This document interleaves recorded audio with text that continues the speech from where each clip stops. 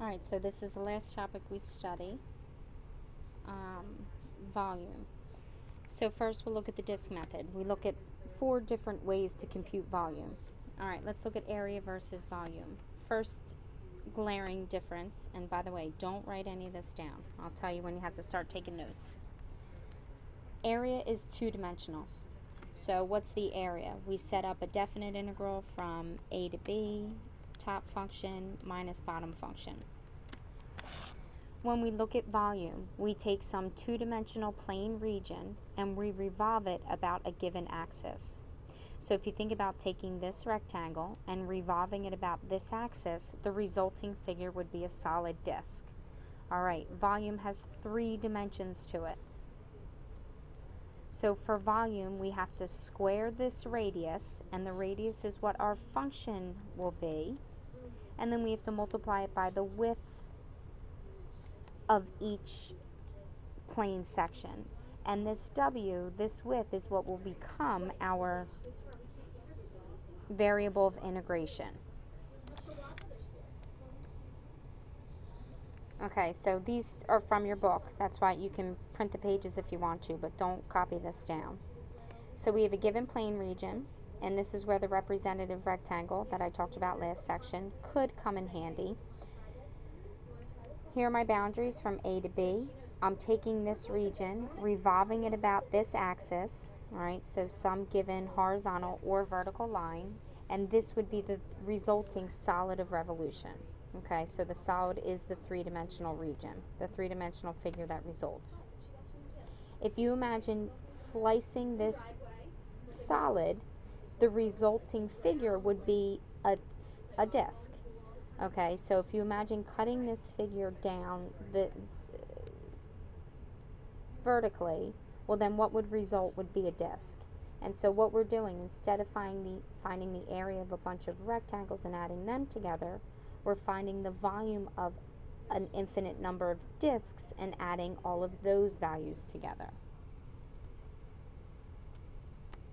Alright, so this is the disk method. And these are your notes. So pause the video, take a minute, write these down. A horizontal axis of revolution. This is what the figure would look like.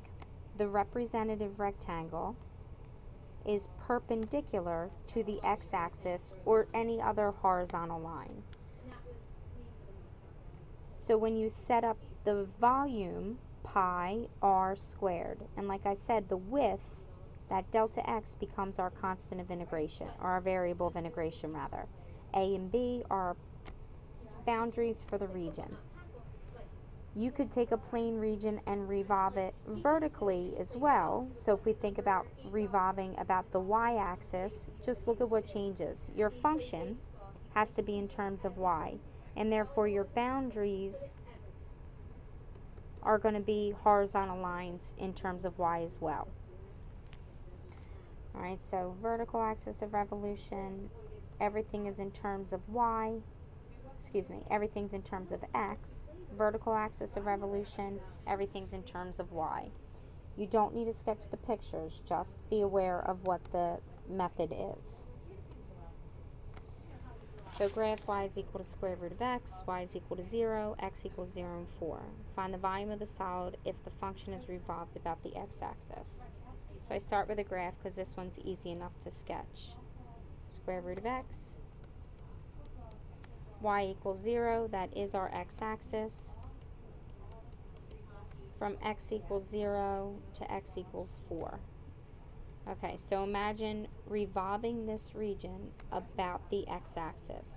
Alright, think about what the resulting figure would be. Alright, so it would be some type of, it would sort of look like a megaphone, possibly. Okay, look at the radius. Alright, what's our radius? And this is where, again, the representative rectangle could come in handy. The radius is the value of the function. So volume is pi r squared. What's our radius? That's the function. And then we're given the vertical lines. and they represent our bounds of integration. So 0 to 4, and this would just become x squared over 2 from 0 to 4. 4 squared is 16 over 2, so the volume would be 8 pi.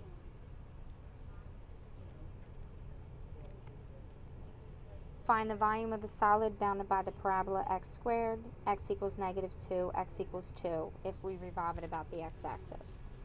Now, if the function is easy enough to sketch, then I would suggest doing so. Alright, when x is -2, y is 4. When x is +2, y is 4 as well.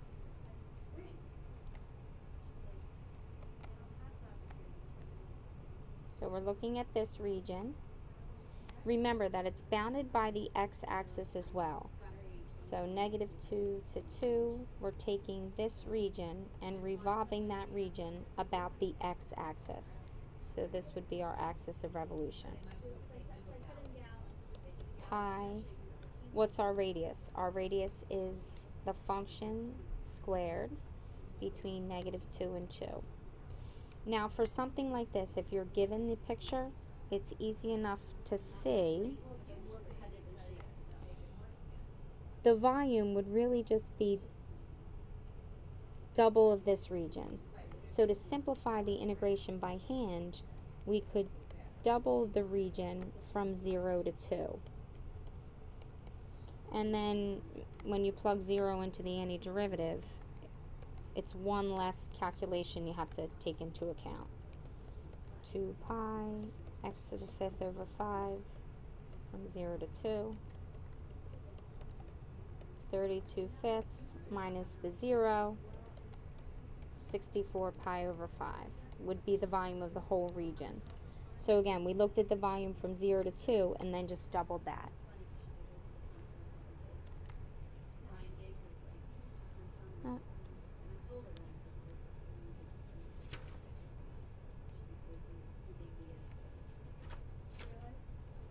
Let's see, I think I lost one. Yep. Okay, so find the volume of the solid. This should be bounded by y equals 1 plus x over 3, x equals 0, and x equals 12. Again, revolved about the x-axis.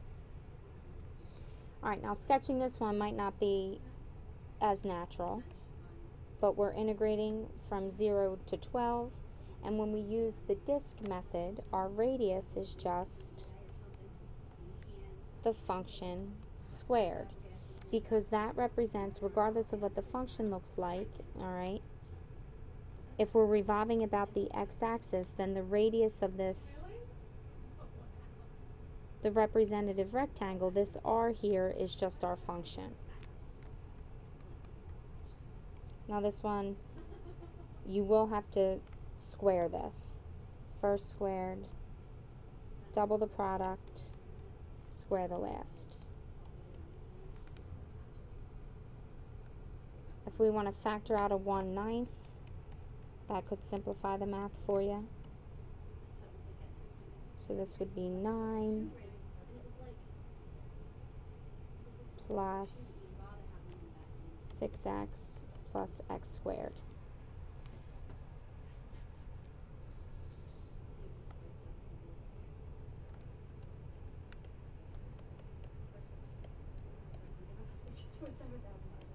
I am doing another example, but for your homework, evaluate this volume. So find what the resulting volume would be.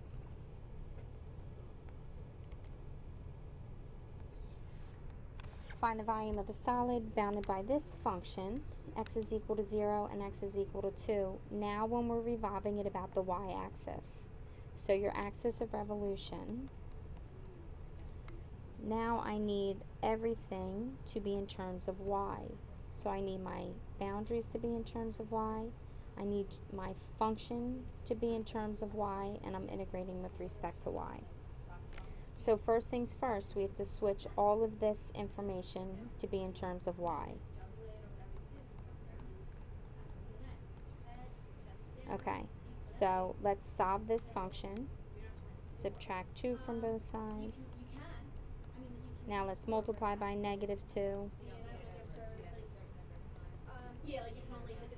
Now technically when we solve for x, you have to take plus or minus whatever the function would be. But now let's look at our boundaries to see if we need the positive region or the negative region. When x equals 0, what does y equal? So f of 0, plugging it into f of 0 would be 2, so that's a value for y. When x equals 2, plugging it into our functions,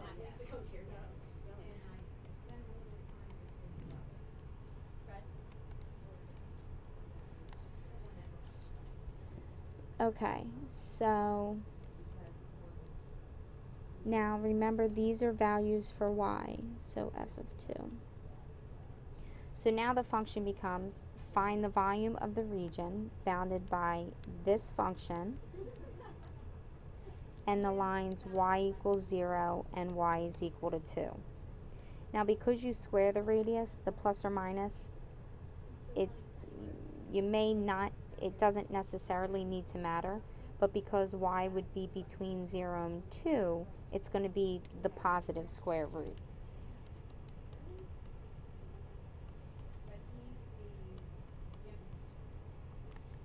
Radius squared. We like square roots being squared. They cancel right out. Integrating 4y minus y squared. We evaluate that between 0 and 2. 8 minus 4 minus 0. So the volume would be 4 pi.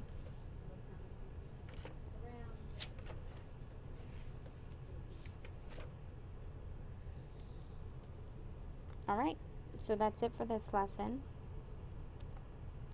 Please finish the homework, and then in class we will go back and we'll do some more practice problems of area and then volume with discs. Have a nice weekend.